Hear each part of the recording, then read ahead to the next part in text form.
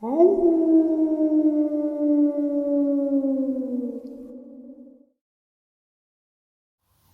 and salutations, everyone. I hope everyone is doing well today.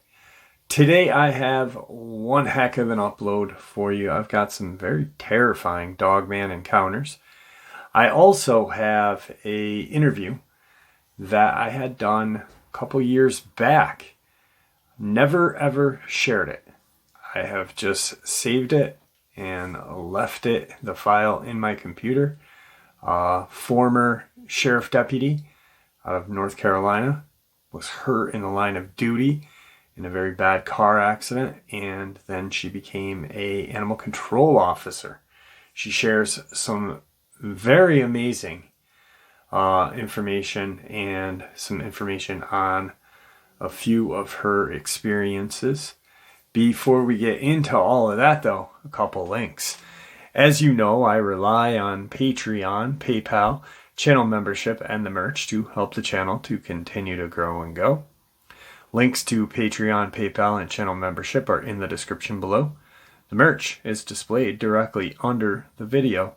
Also, Dogman Frightening Encounters, Volume 1 through 3, the audiobook versions. They were written and researched by Tom Lyons, narrated and produced by me, Jeff Nadolny. Those audiobooks are available on Audible, Amazon, and iTunes, links to which are also in the description as well. And finally, last but definitely not least, if you'd really like to help support this channel to continue to grow and go, simply subscribe. It does not cost you a cent. Click that like button, takes half a second. If you don't want to miss out on any of the informative uploads I put out daily, click that bell icon, and folks, please leave a comment. Why? Well, because all of these things, they really do help this channel to continue to grow and go, and they definitely do matter.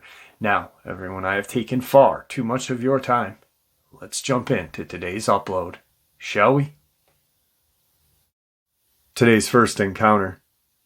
I don't even know where to start, and it pains me to even think about this because it happened less than a month ago. For my safety, I am going to remain anonymous, but you can call me Jake. I'm 21 and I'm a male. Last week I decided to take a trip from LA to my boyfriend's in Wyoming, as we were finally moving in together, so we needed to get final things from his parents' house back to our new one in LA. It's around a 15-hour trip there and the same return, so I stopped along the way in Utah for a day as my friend lives there, and I really didn't have any issues in my journey until I stupidly decided I'd drive the last 8 hours straight during the night. I was about an hour outside of Salt Lake City. It was about 1 a.m, driving through a forested road when it happened. There was a decapitated deer in the road, which made me bring my car to a stop. It was right slap bang in the middle, blocking me from getting by as the road was narrow. The entire area surrounding me was pitch black, my headlights being the only source of light except for the moon. The moon might have been full. I really don't even remember. I didn't even look up. I had to do something, so I tried calling my boyfriend, but the signal kept dropping, so we were not able to talk for long. He told me to drive over it, as getting out was not worth the risk of a predator still being around. I really wish I had listened to him. I got out of the car and headed toward the deer, and while I was making my way over, the crickets slowly went silent. The only sound was my car's engine, which really made me feel unsettled. I just wanted to get out of there, so I took hold of the deer's legs and started to drag it out of the way into the side of the road. I was not going to touch the head because it was going to be easy to either go around or over it. Dealing with it would have been too much for my squeamish self. It was what happened next that shook me to my core.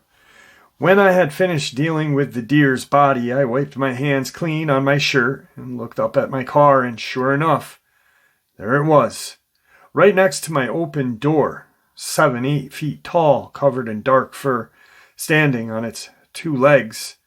Its eyes were like ours, but bloodshot, and I mean bloodshot. Its pupils were kind of a yellowish orange, and one of its hands was clenching my car door. I can still see those long, thick claws scraping into my glass window. It was looking right into my soul, panting and frowning like it had full of rage with me. So much so that its mouth was opening slowly, revealing long canine teeth. I was frozen like a deer in headlights, which was ironic because the headlights were on me now. I didn't know what to do, but I slowly took a step back, and as I did, it took a step toward me. Its legs were jointed like a dog's. This thing didn't look like a standard werewolf that you'd see in the movies, but more like a wolf man or Dogman. It was unlike anything I could have imagined. At this point, I was panicking. I genuinely thought I was going to die this night, alone and afraid. When I took one last step back, it charged at me with the most deafening roar I had ever heard in my life. So much adrenaline was running through me that I swerved when it was about a foot away from me, and it tried to swipe me with its claws as I did this. It turned over to the floor, and so did I, but it gave me the opportunity to run back to my car, get back in, and step on the pedal faster than I ever did before. I had to pass this creature as it was now back where I had just found that deer, but I did not care about hitting it. I just wanted to be out of there. The beast lunged at the car as I passed by it, which caused the whole car to shake, but by now I was already ramping up speed, and after 20 minutes of going way faster than I should have been going on a road like that, I was clear and back onto the freeway, at which point I felt safe and was able to call my boyfriend. I was frantic and could barely speak a word, and he was just as upset as I was after hearing about what just happened. I called the police after that, and they said they would send a few rangers down to that road to investigate, and that they had reports from other people passing through that very same road that very same night. Of course, I didn't hear anything back after that. I have always been a fan of horror, but I never ever considered anything like this to be real. I don't even know if I still believe it was real. I sit up at night trying to come up with any other reasonable explanation for that evening. The only thing I know is that if I hadn't swerved out of its way that night, I probably wouldn't be here to share it right now. Tonight's second encounter. I was told that I had seen a Dogman, so I'm here to share with you what I experienced. I have never heard of Dogman until someone commented about it, so I'm hoping you guys can confirm that what I saw was, or maybe even possibly another entity. I live in rural Florida. This happened a few weeks back. I was driving by myself at around midnight. I came to a stoplight where there's a cemetery on the right and a new apartment building on the left. This particular light is extremely long since it's not activated by sensors when you pull up to it. So I'm waiting for a few minutes, and all of a sudden I instinctively look behind me. I felt like someone was watching me intently. About 30 feet from where I was waiting for this light to change at this bus stop beside me, right in front of the benches where you would wait, I see this huge figure that looked like a wolf or a giant dog. I'm staring at it, thinking to myself, wow, that's an enormous dog. All the while, I start getting goosebumps. I feel my heart start racing, and I cannot figure out why. I start to feel evil thoughts in my head. I say feel because I couldn't make out what the words were being said. I just remember while I was staring at this creature, I felt like it was mocking me, laughing, or challenging me. Then I see the figure stand up on two legs while staring in my direction. It stood up and was suddenly taller than the top of the bus overhang. But it did not look like a human. It looked like an animal just standing on two legs. Meanwhile, I'm waiting for this damn light to turn green. And keep in mind, there's lights all around that bus stop, but this figure was pure black. So the figure stood on its hind legs, and now I'm looking at this huge dog with an alpaca neck and body. It looked really girthy. I see this thing continue to stare in my direction, and I think to myself, okay, this is really weird, but even if it's my imagination, it's going to disappear when I start driving. The whole time I'm feeling panicked, and I hear in my head, run, but I can chase you. I skirt out of the stoplight. It's still friggin' red, but I didn't care at that point, and drive away as quickly as I can. And then I looked behind me as I'm driving. This friggin' figure is sprinting full speed on all fours. It looked like a deranged wolf chasing me. I felt pure panic as I'm speeding away. Maybe out of instinct, I yelled, "I have God with me. You can't hurt me. Nothing can hurt me. I'm protected by my angels and by God." Paraphrasing here. It was at that point I realized that I was feeling like I'm being choked, because after I said that out loud, I felt like I couldn't breathe. I didn't feel like I was being chased anymore, and when I looked back, the thing was gone. The total time I spent at that light was maybe 3 minutes. The light takes 5+ minutes to turn green. And when it stood on 2 legs, it did look like an animal, but with human-like mannerisms. And its legs were human-like as well. Let me know what you think, and thank you for allowing me to share. Alright guys, this next part of the upload is a recording from a subscriber about 3 years ago. I've held on to this recording for that long. Didn't really forget about it. I knew it was there. I kind of waited and hoped that she would come on and share a lot of her research experience and experiences she had while she was a sheriff deputy out of North Carolina. I'm going to leave her anonymous. I'm not going to share any locations because I know that she definitely wants that.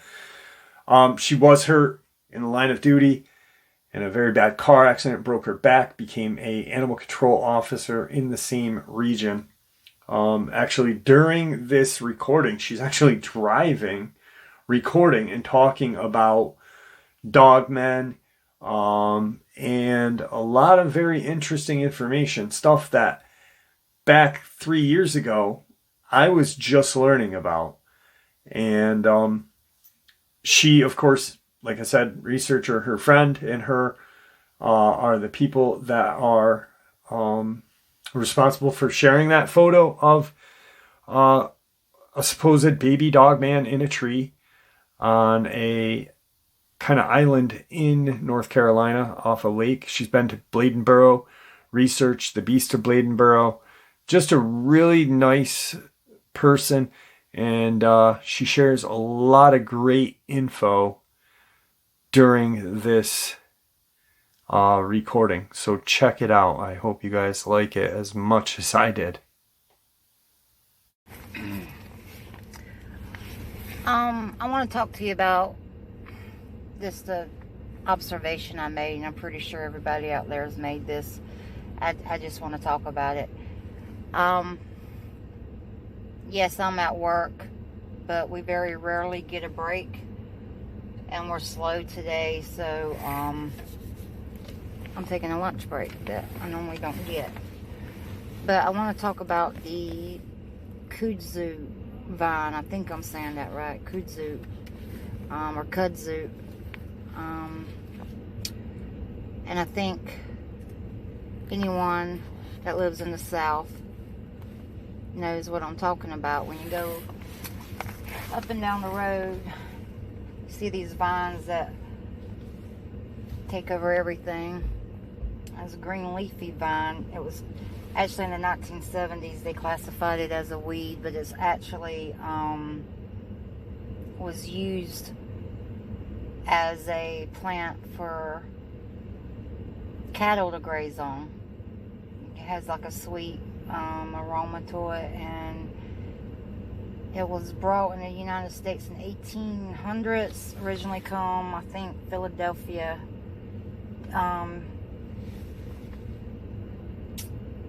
It come from China, and they had they made a garden or a show of culture in China, and this kudzu was put in that. garden they created for China. So anyway, a local realized that the plant was just abundant and very resistant to pretty much anything. Now the roots on this can go up to 7 foot deep, and some ball of the roots have been known to weigh up to 400 pounds. The roots are very important. I'll get to that in a minute. And you're probably wondering why I'm putting this out in the Dogman, Bigfoot, crypto world. You'll see in just a moment. Let me see if I got a call. Good first, 11, can I click? Thank you. So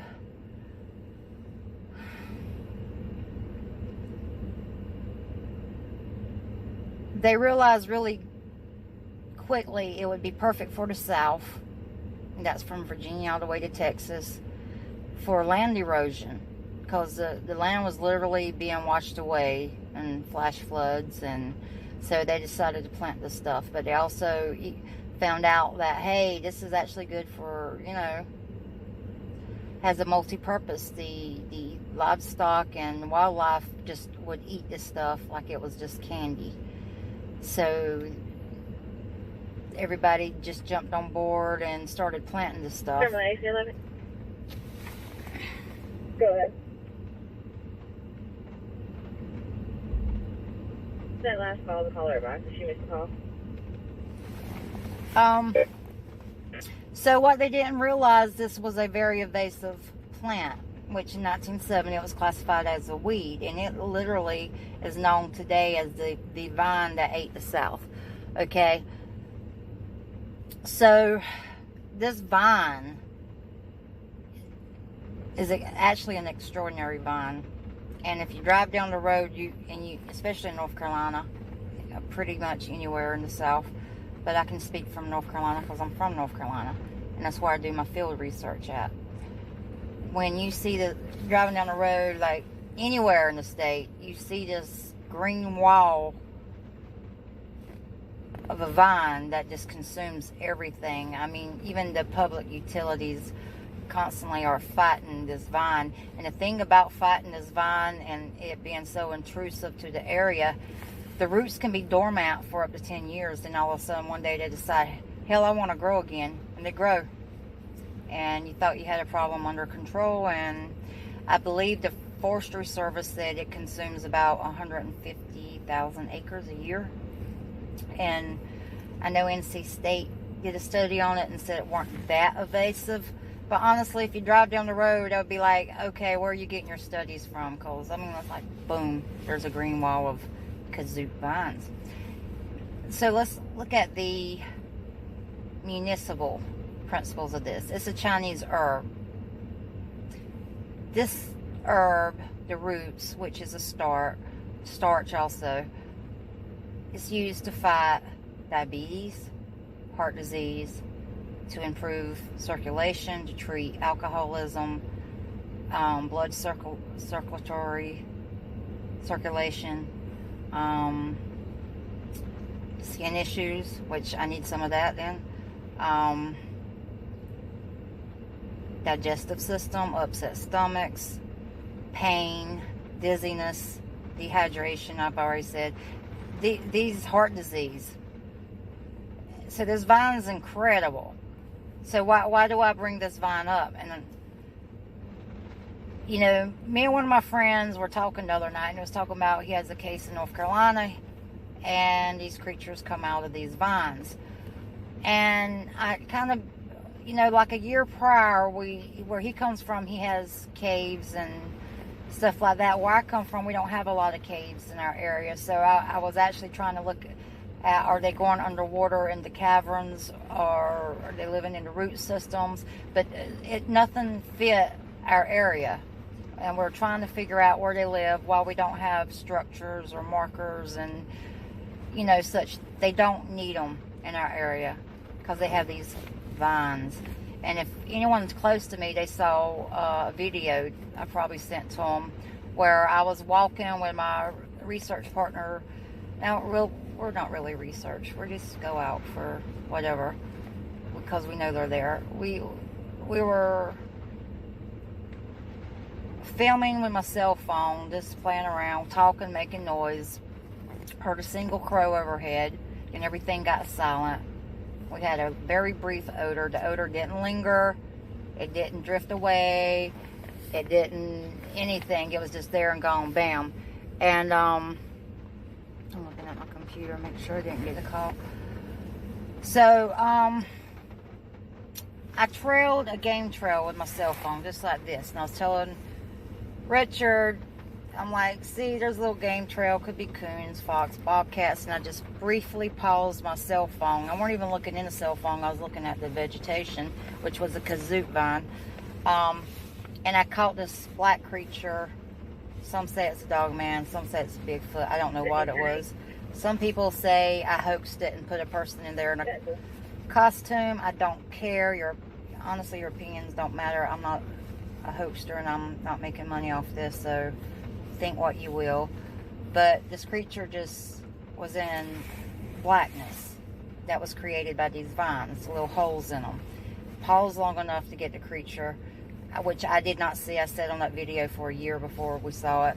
And the creature is looking forward, and it just turns and looks at me like that. Well, we never seen it. Why didn't we see it? Because these vines have these little tunnels in them that create dark spots, and they can literally be sitting there, and you never see them. This little creature thing, I could have reached out and touched it.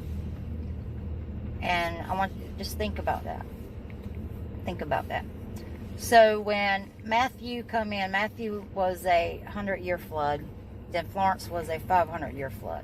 When Matthew come in, we really didn't get in our area for a long time. And when we found what we did on the video, actually somebody found something else on the video, which made us look at the video closer. If you originally watched the video from the beginning, and there looks like a little black cat running down the trail. We're in the middle of a swamp. I'm a cat person. I would have seen it. Apparently not, because I didn't. Some people say it's a rabbit. Some people say it's a Dogman pup or a Black Panther kid. I don't know. We don't know what it is.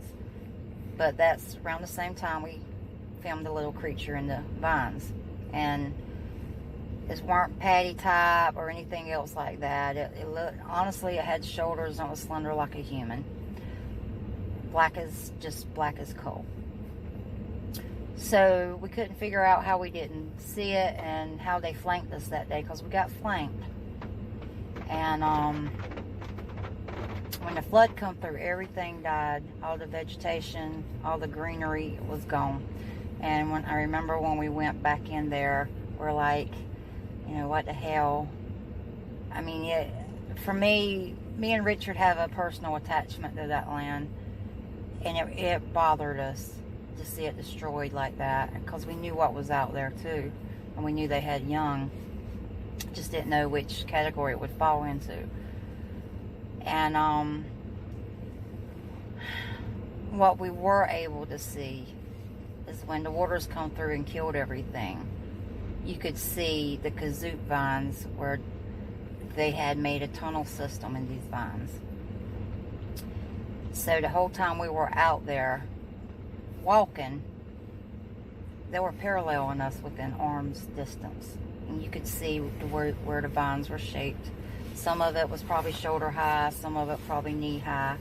And if you think about that, and when people say, well, you have lack of structures or markers in your area, therefore you must not be hearing or seeing what you're seeing, I don't agree with anyone that would say that, because they don't need markers and they don't need structures. And you've got to do is sit in those vines. If you stay still enough, food's going to come to you. And not only that, if you get hungry enough, you can eat the damn vine and dig up the root, and it's a miracle cure to whatever ails you. So when we're looking at their lifespan, whether it's anything crypto, Bigfoot, Dogman, werecat, I'm actually looking at werecat now, but what they're taking in is giving them their longevity. If you're craving a root, if you're eating a root and eating the leaves of this plant and it's beneficial, what the? Yes, sir. Yeah, would you happen to have a things to take the nuts out of the car to replace the tires? No, sir, I don't. Thank you. So anyway, when they're literally curing their illness. People talk about how they recover fast and how they heal fast. It's in the roots. It's in what they're taking in. And I mean, that's common sense 101. We know that. But they're also living in these vines. They're camouflage. The other day I went to a sick wildlife call. Got there, storm was coming in. The lady said, well, the raccoon was in my flower bed. It was swaying back and forth. It kind of sounded more like distemperament than rabies. So she said it went into the wood line because she had domestic animals. I said, well, okay, I'll go check it out. I went into the woods, and this kazoo vine was growing everywhere. But what I saw were rabbits were being flushed out of the vines. I mean, they're just going everywhere. I'm like, well, there's my raccoon. Sure enough, go in and find a raccoon. We're happy about going in because it's a snake haven too. But the thing is, it's where the small game lives. It will come right to you. And if you're kind of following what I'm saying, I'm really not good at explaining things. I would write this out, but anyone that knows me knows I'm not the brightest crayon in the box, and I have a way of just jumping from here to there.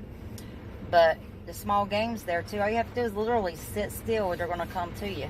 And if you want a snack while you're waiting on a little juicy rabbit to come, eat the vine. So there's so many things about this vine we can relate to the crypto world. So many things. Tina and I were on a property that the people lived there for over 10 years. We got on our hands and knees. We crawled through this vine because we found a nest. Like a nest where, like, I'm 5'9". I was 5'10" before I broke my back, but that's neither here or there. But that gives you an idea. You could lay 4 or 5 of me in a row, and that would be the space under this nest. It was just beautifully woven branches that created a tunnel. Well, we got on our hands and knees, crawled through these vines, and we went into a clearing the property owner never knew they had. It was just wild ferns, trees. You could just see between the trees. And so these vines not only conceal animals, they're a crop for animals. They're now considered a weed. There's a tunnel system under them, and they hide like little cities. And when I say cities, I don't mean metro cities with buildings and stuff. Just think if you're an animal and you have a green wall of vines, and beyond those vines you have an area where you're safe from people, and it's open and it's free, you know, for them to roam and be animals and eat without intrusion. So these vines, next time you're out, take a closer look at these vines. They're in there. And I've just touched the surface of looking at this, but I can honestly say this applies to my area. It may not apply to your area. If not, that's great. And I'm also looking for input. Eating the roots is probably increasing the lifespan. B, the vines are cover. Small game go in there. And there's tunnel systems in there. So just kind of food for thought. Thank you. All right, guys, a lot of just great information and ideas / theory right there. From a person that, you know, just reached out one day to me. Well, she was on duty and in her animal control vehicle and recorded that. There's actually a video of her looking at the camera, but like I said, anonymity is a key. I will never break anyone's anonymity. I really do hope someday I can have her on to share a lot of this great research experience that she's had. Because, like I said, she's been all over North Carolina, South Carolina, Bladenboro area, just looking for answers like we are. So, with that, let's jump into today's next encounter. It was the summer of 2011. My mom thought it'd be a great idea to visit my granddad at the trailer park where he would be staying during the summer.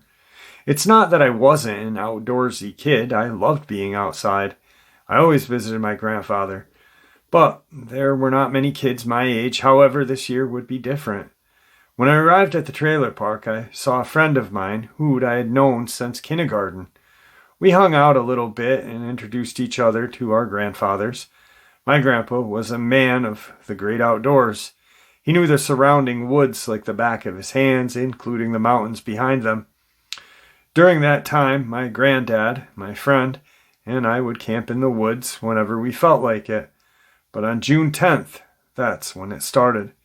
It was early in the evening, and I had decided to go for a little hike.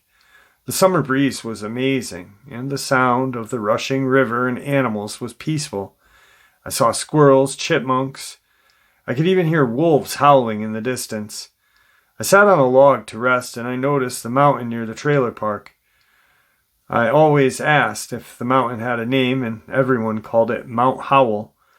I heard a lot of howling from that mountain and assumed that multiple packs of wolves lived there, which is how it got its name. Then I heard a howl from the mountain. It sounded louder than a normal wolf, as if it belonged to something much bigger. I decided to head back to the trailer since it was getting late. Little did I know this night would be the scariest night of my life. Later that night I was sleeping peacefully to the sound of nature, but everything went quiet, including the wind. My granddad had taught me a lot about nature, and a saying he always told me is if nature goes quiet, there is a predator nearby. I started hearing leaves and twigs breaking, and I decided to take a peek from my window, and that's when I saw it. A large creature with black fur. At first I brushed it off, thinking, oh, it's a black bear, until it stood on its hind legs. Its body was too slim to be a bear. In fact, it looked more wolf-like. But I could easily tell that it was taller than your average wolf. Then it howled, but it was the same one from earlier in the evening. It sniffed the air as if it was hunting. Then it turned its head, looking at our trailer, looking at me. I was completely frozen in fear. This human wolf-like creature was hunting, and it had found me. I ducked under the window and hid under my blanket, footsteps growing louder and louder until they stopped. I waited a little bit and then made the biggest mistake I could have ever made. I looked out that window again, and there it was, an above-average-sized wolf with human-like arms ending in sharp claws, a wolf-like head. My eyes widened and fear enveloped me to the point where I couldn't breathe. It turned its head to the right and walked off. I thought it had lost interest, but then I heard a shaking noise. It was the sound of the trailer door that the creature was trying to get in. Eventually, I was able to run out of my bed and keep the door from opening.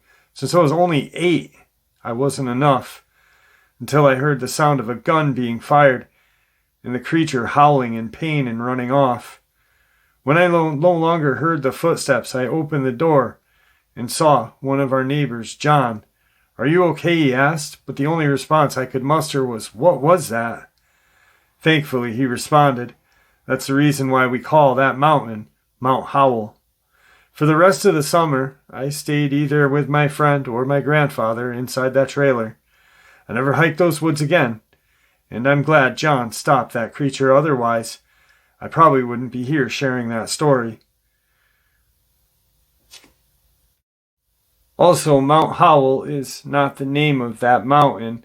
I later found out what it was called, but for safety reasons, I don't want to share. I don't want anyone going up there and getting hurt.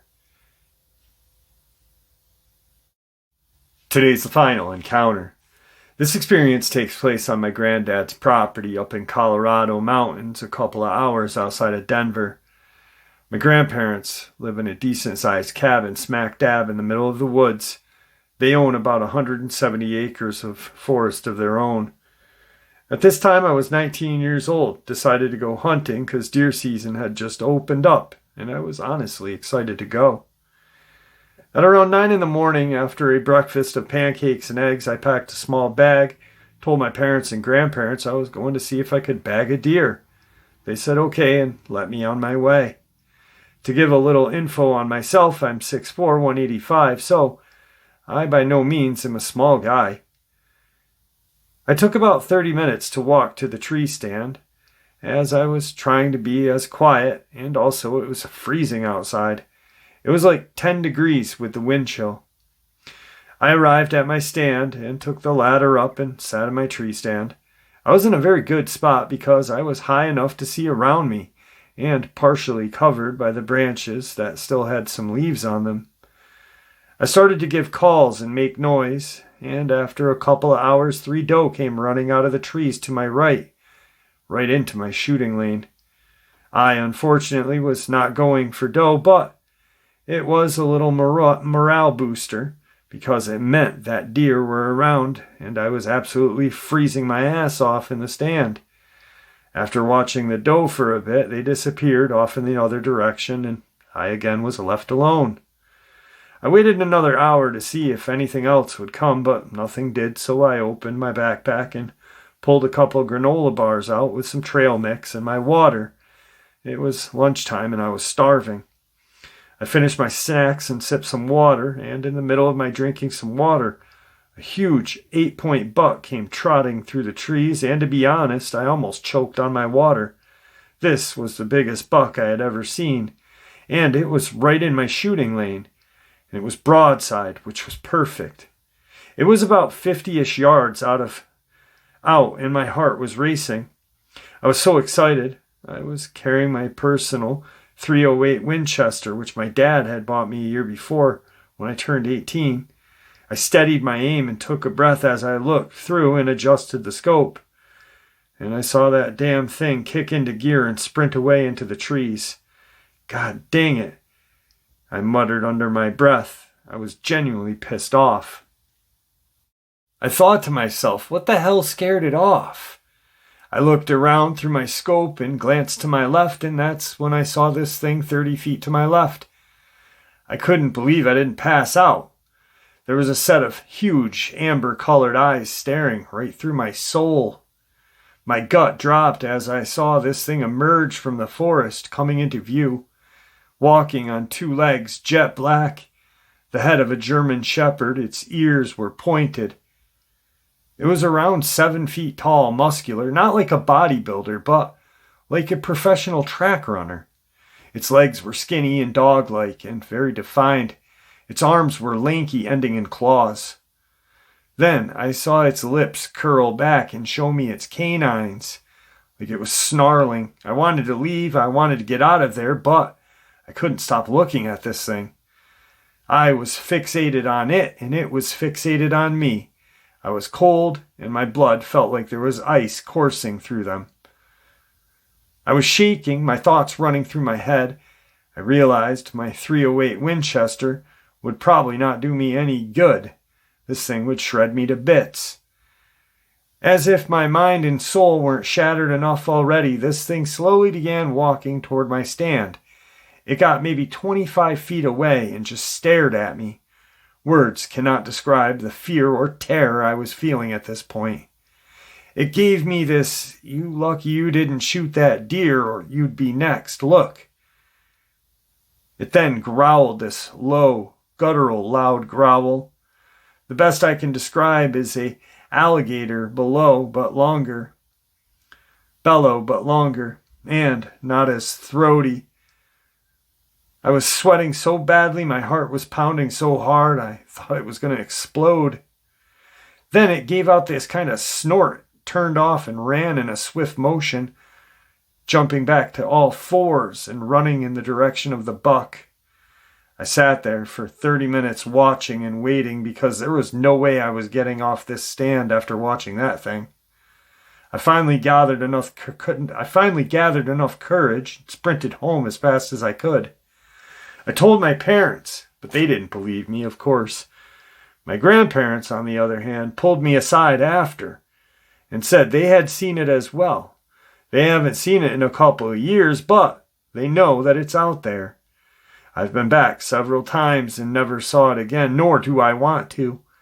I think of myself as being insanely lucky, and that day I was hungry for deer. I'm glad it was hungry for deer that day and not me. A warning for all those out in the woods. There are some things in those woods that cannot be tamed, so be alert and be careful.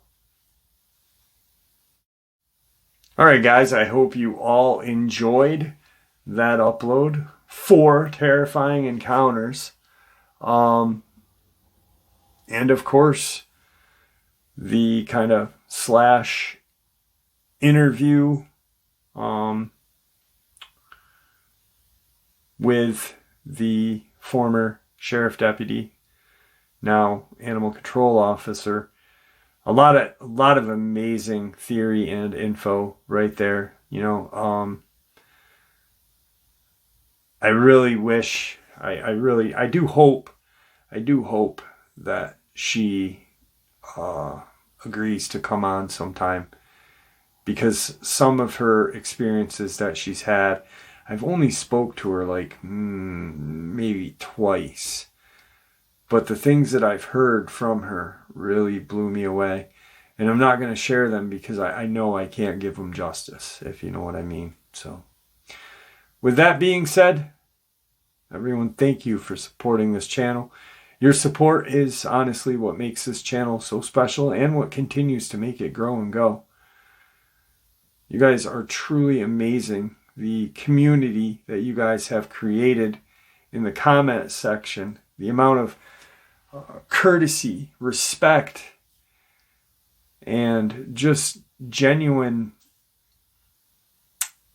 compassion for others is just amazing, and myself. I mean, you guys just really blow me away.